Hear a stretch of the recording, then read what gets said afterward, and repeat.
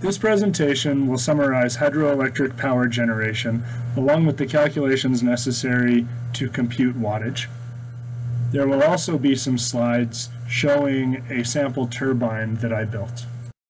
While developing countries make up 80% of the world's population, they only account for about 30% of the energy usage.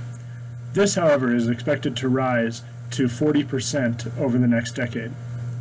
Currently, 10% of the U.S. energy comes from hydroelectric sources.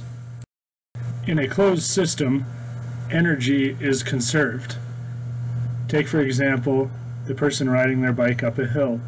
Energy in as they climb, potential energy stored at the top, and an energy out as they go down the hill.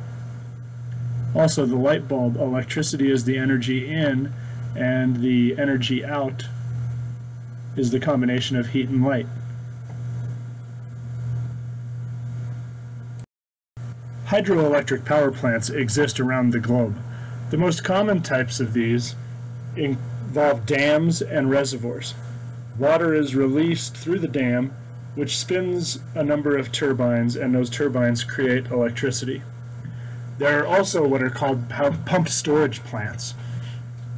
These use generators to spin the turbines backward and pump the water into upper reservoirs.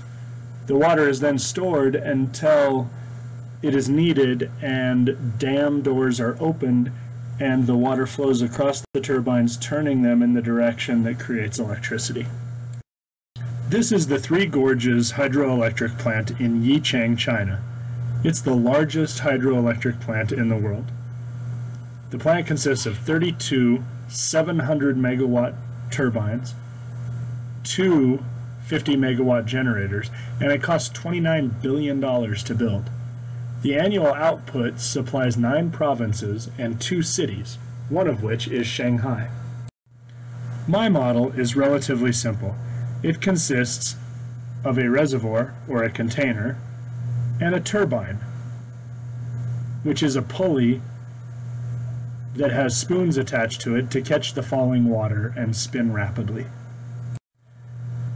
The experiment consisted of filling the container with water, turning the spout down, and counting the amount of time that elapsed while the container emptied. The video on the right illustrates the entire process.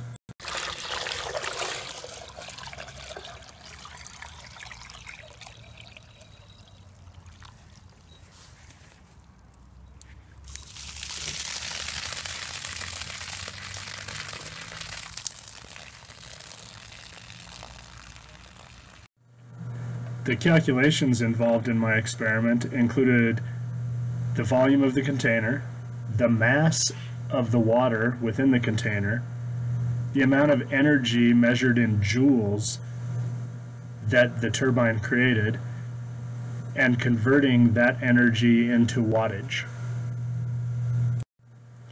This table illustrates the results of my experiment. You might note that the potential energy in joules was 33.96, and the amount of time it took for the water to fall out of the container was 5.5 seconds.